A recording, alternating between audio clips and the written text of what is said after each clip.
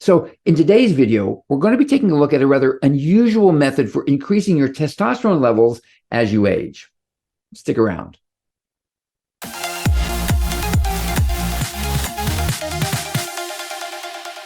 Before we get started with today's video, I'd encourage you guys to check out my online course, Introduction to Longevity. I've taken everything I've learned about longevity in the last several years and put it into a course designed for beginners. If you're just starting out on your own longevity journey, then this course is for you. I think you're really going to enjoy it. So check it out right up here. A few weeks ago, I came across this YouTuber named Lucas Aoun. Now, he's a naturopath from Melbourne, Australia, and his YouTube channel is called Boost Your Biology. And on his YouTube channel, he talks about a lot of protocols and compounds that are really relevant to the topic of longevity. And a lot of them I've never even heard of before. So I decided I wanted to interview him. I'm going to be doing that 2 or 3 times over the next few weeks. And in today's interview, we're going to be talking about a rather unusual method for boosting testosterone levels in aging men. And you know what? I'm going to let Lucas tell you all about it himself. Hey, Lucas, it's great to have you here. Welcome to my YouTube channel. How are things down in Melbourne? Yeah, great. Thanks, Lance. I mean, I'm a big fan of your channel, and I think we have something in common, which is to improve human health with, novel strategies, supplementation protocols, and lifestyle practices. So yeah, really stoked to be here today and discuss some cutting edge biohacks. Yeah. Ever since I found your channel, I've been a kind of an avid fan of it. You talk about a lot of molecules and a lot of protocols that I've never even heard of before. So it's really good to have you on here. Yeah, awesome. Okay, so I got a question. So I heard that you've got this protocol that I've never heard of before, and I think a lot of my audience would be interested in hearing about it. It seems a little off the wall, and that's icing testicles. Is that something that you actually do? Yeah, I mean, this is a practice that I implemented over 3 years ago as a way to boost my testosterone levels naturally. And after 8 weeks of icing my testes, I actually noticed an increase in my testosterone levels. And after doing some research, I figured out that this particular practice or protocol was a natural intervention that men can utilize to really maximize their testosterone output and also their fertility. Okay, so now obviously you've heard of hormone replacement therapy. I'm kind of against that. Are you kind of in the same boat?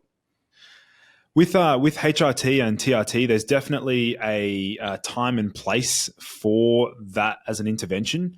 It depends on the individual, but there are many ways in which we can utilize different strategies and protocols to really maximize testosterone levels naturally, both through nutritional intervention, supplementation, and even this strategy that I'm talking about now, which is icing the testes. So, if you don't mind my asking, you said you did this for 3 weeks. You noticed the results after 3 weeks? Well, funnily enough, after the second day of icing, which was like 10 to 15 minutes per day, I noticed that my morning wood was stronger than ever. So I was waking up with stronger morning wood. And I even noticed that my voice was deeper after doing these icing sessions. I was going to say, just with the actual protocol itself, I mean, there was definitely a noticeable effect, even acutely. Whether or not it was going to have an effect on my blood test result, I think you need longer duration exposure to this particular therapy. So, did you do any blood testing? Did you test your testosterone levels before and after? Yeah, so what I did was I had a baseline reading of my testosterone levels, my total testosterone levels. And then after 8 weeks of continuous icing, so that was like 10 to 15 minutes per day, I saw a jump in my total testosterone levels. It would have been great if I had my fertility markers assessed, such as sperm count, sperm motility, because it's very likely that they would have seen an increase as well. But definitely think it's a potent strategy that men can utilize. All right. So, if you don't mind my asking, do you where did you what was your baseline and where did you land? So my baseline reading was around 850 Okay, so it nanograms wasn't per bad to start. deciliter. Yeah, so I had a pretty good baseline reading. That's because I was doing all these other different biohacks. And then I managed to get it all the way up to 988 nanograms per deciliter. So quite close to 1,000 nanograms per deciliter. Yeah. So that's actually kind of over the maximum amount that they say you should have. Okay, so what are the major benefits that that you've noticed or that men in general would notice? Yeah, so some of the major benefits that guys notice after icing is number one, they feel like they have more energy. That's probably the most noticeable effect is that most guys will tend to say that they've got a bit more energy and more spring in their step and they feel more like their sex drive has increased as well. There's definitely a range of benefits, and most of those benefits we can typically associate with an increase in testosterone levels. As we know that testosterone can heavily influence brain function and specifically motivation, drive, and resilience. Right. So these are the main benefits that most men are reporting. Okay. So let me ask you this. Do you think that there's any difference between the benefits that you experience as a young man and the benefits that I would experience as an old guy? Yeah, well, if we look at the actual way in which icing works, the actual mechanism of action, the major benefit is that it's cooling the testes. And obviously, there's a reason why the testes hang outside the body, and that's because they need to be Right. kept cooler than core temperature. So, if a man over the age of 50 has been, constantly exposed to high temperatures, or they're, always wearing tight underwear or exposed environments where it's hot, there's a chance that their testicular function has declined. And we know that testicular function automatically will decline with age, as with most Right. other functions. So definitely going to see an improvement in testicular function. Okay. All right. So do we know how this works? How this functions? Yeah, so there's a few proposed mechanisms of action. I've sort of delved into some of the potential pathways in which how this particular practice actually facilitates greater testosterone production. I would say the number one way, Lance, would be the strong vasoconstriction effect that occurs in the testes as the ice is applied to the testes. And that's followed by a rebound vasodilation effect where we're getting new blood flow and oxygen delivery to the testes, which would assist with ATP production and therefore assist with testicular function, luteinizing hormone, and things like that. Right, right. So if I understand you correctly, then what you're saying is that the blood vessels that feed the blood supply to the testes, they constrict during the icing, and then once that is removed, they rebound by opening up wider than they were before. That's a particular pathway theory that we believe may be playing a role. Uh-huh. There's probably another aspect or function there that's not really well researched, and obviously it's an area that's most of the research is conducted on the fertility aspect. So Right, as I would expect. there's really compelling research on something known as nocturnal scrotal cooling Oh, as a okay. means or a practice to increase sperm count, sperm motility, sperm viability, and the likes like that. Yeah, because I was wondering, with regard to the scrotum hanging outside the body in an effort to keep the testes cool. From what I've heard in the past, I attributed that mostly to fertility, to trying to keep the sperm alive that they tend to perish under higher temperatures. I didn't really relate that to testosterone production. So even if the testes are 2 degrees too warm or outside the optimal temperature range, this can arrest spermatogenesis, which is the creation of new sperm. Right. So we can see that like simple things like driving in your car on the way to work or sitting at a desk all day, the testes will warm up and heat up. And so that's not going to be, ideal for testicular function. Okay. So getting back to my, remark about testosterone production. So you think that then icing the testes not only is good for fertility, but it also definitely increases testosterone production. Well, there's a range of guys that I've coached and worked with, and a range of other guys who've also commented on my YouTube video who've said that they've noticed dramatic increases in their total testosterone as verified by a blood test. But as I said before, it needs to be done long term for them to see an increase. It needs to be done like daily. So when we say long term, what kind of a time frame are you talking about? I'd say anywhere from 8 to 12 weeks is Okay. ideal.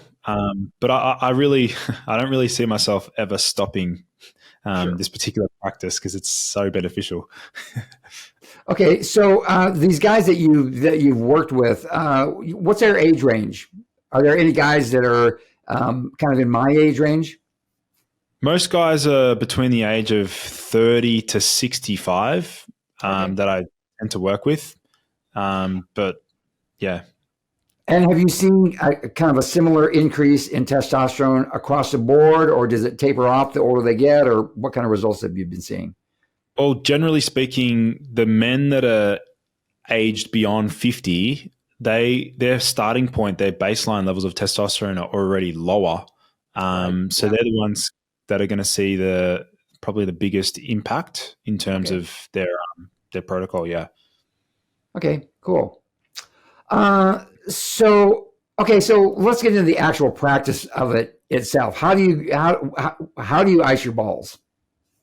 Yeah, so this is a common question that I get asked is like actually the practice and how to actually apply the ice to the testes. Yeah, So first of all, rule number one, do not apply the ice up against the skin. Do not apply the ice up against the actual skin itself I would because, imagine. Yeah. yeah, you're going to burn your skin and that's not good. You don't want that to happen. What you Right. want to do is grab the ice pack and apply it up against the underwear or your jocks. And so, like applying it up against the jocks where your testes actually hang, so that there's like a protective sheath in between the actual ice pack and your skin. This is generally what I recommend. It can be also done with like some guys who don't have a ice pack. They use like frozen peas to Sure. Yeah. ice their balls. Yeah. Yeah. So just the thickness of the underwear is enough protection to. So it's more about protecting the skin of the scrotum than it is about getting the getting the testes, becoming too cold. Yeah, that's exactly right. It needs to be, it's all about like, we don't want to induce any degree of skin damage through this particular practice. And so it makes sense to do it up against the underwear. Okay. Um, is there a lower limit to how cold the testes can become? Is there a certain point if they become colder than that there's damage being done? Are you aware of any of that? Not that I'm aware of. I mean, we have a number of studies where they've actually utilized ice baths, so like cold cryotherapy or cold therapy. And in these studies, there have been no, signs of testicular damage to a degree. Okay. So that's another question I get asked by a number of guys is like, oh, am I able to take cold showers instead, or can I jump into an ice bath instead? And the answer to that is yes, you can, Okay. but it's more about the practical application of like, being able to ice your testes 2 to 3 times per day, on Okay. the way to yeah. So then you recommend icing 2 or 3 times a day. So I'm guessing then that each session is more like about 5 minutes rather than 10 to 15. Yeah, yeah, pretty much. I mean, sometimes I'll like obviously if I'm sitting down at my desk doing work, if I'm on my way to the gym or even before bed, like these are the typical times where I'll, deploy this particular practice. Okay. All right. Okay. Is there anything else you want to? No, mentioned? I'd say this is a really versatile strategy. And if guys want to learn more about this particular protocol, they can, or the actual science behind it, they can simply just search icing testicles on YouTube, and they'll see my video with thousands of comments, all reporting benefits. Okay, cool. All right, great. All right, well, Lucas, it's been great. It's been great having you on here. You provided some really kind of enlightening information. And as you know, an older guy whose testosterone is actually still pretty good, but not as good as it could be, I think I'll probably go right away and try it. Awesome. Well, thanks for having me, Lance. It's great to be here. All right, catch you later. Okay, so that's it for my interview with Lucas Aoun. If you guys have low T, you might want to check out Lucas's protocol for boosting your testosterone levels. In the meantime, don't forget to check out my new course. And that's it. I'm out of here. I'll catch you guys next time.